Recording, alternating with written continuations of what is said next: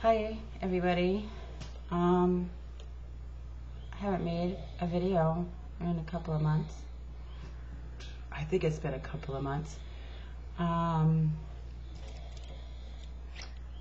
I am finally making another video. And there's a couple of things I would like to talk about. First, let me say, Mom, I am sorry that I am about to talk about this specific subject. This ain't something that you're really going to want to hear, but I believe that it really may benefit somebody in the future. So, first of all, I want to say that I have never really respected anybody that had self-pity and wanted everybody around them to feel sorry for them.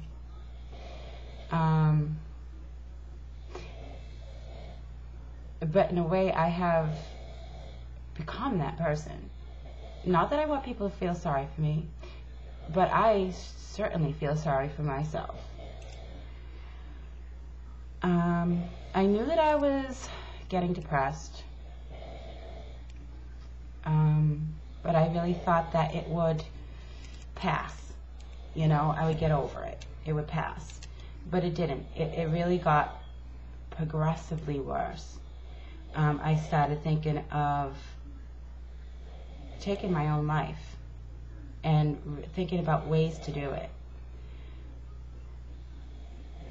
It really scared me. I couldn't leave my kids like that. You know, have them, left behind thinking, my mom didn't love me enough to stay. There has been trigger points. One of them being my husband, who you hear snoring in the background, by the way. Sorry, got rid of the beeping smoke detector, but I got the snoring husband on the couch. He was one of the trigger points. When I was in the hospital, he decided to move in.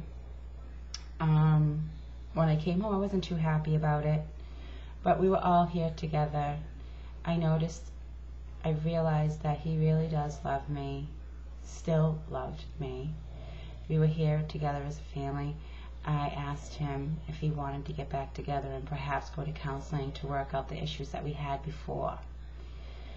He was very hesitant, which really caught me off guard, because you see, even though we were separated, I could call him at any time, and he would always be here, and we would spend time together, if you know what I mean.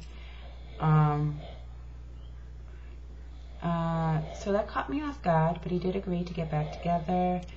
But he remained staying in his own room.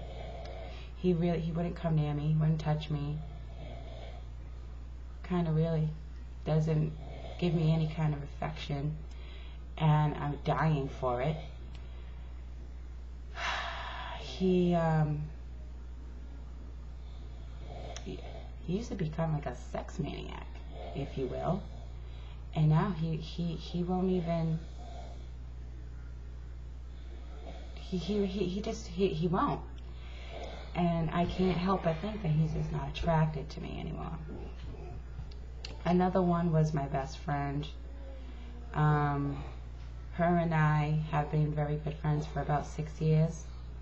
I have always been there for her when she needed me. And now when I need her the most, I feel as though she doesn't have the time. She's dating somebody. She's always with him.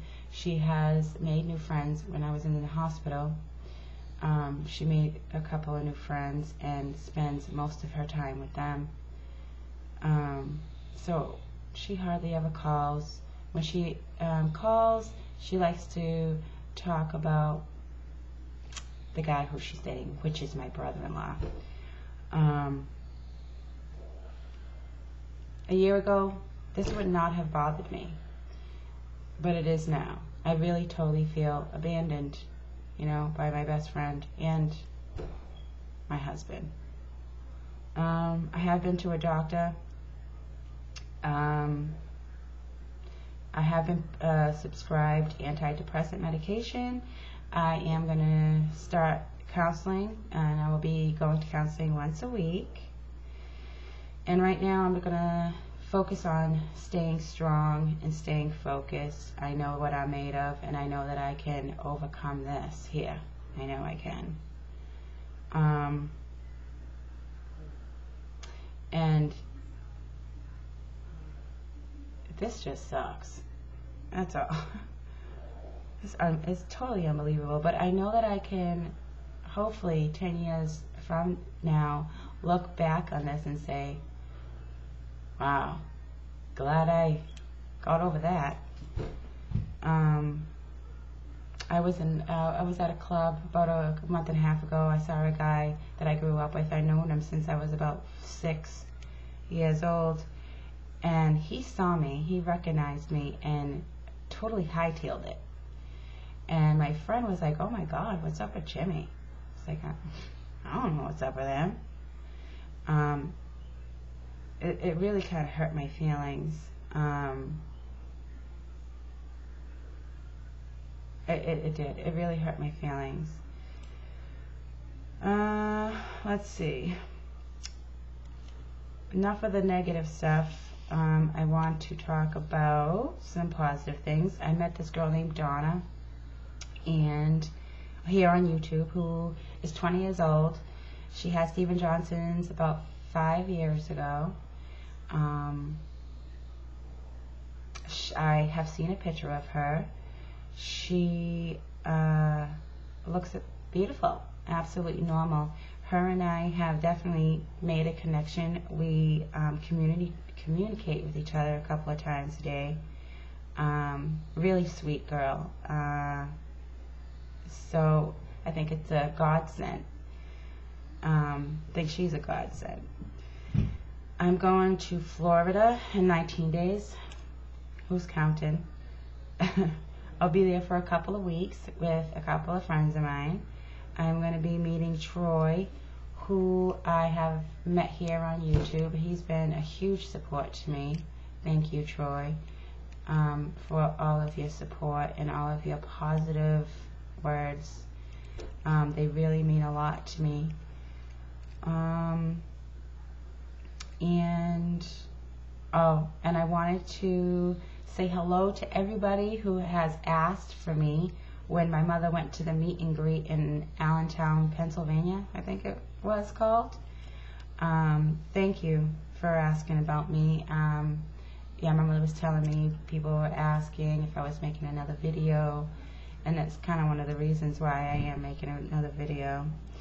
And the funny thing, today, me and my daughter were just Googling stupid stuff, okay?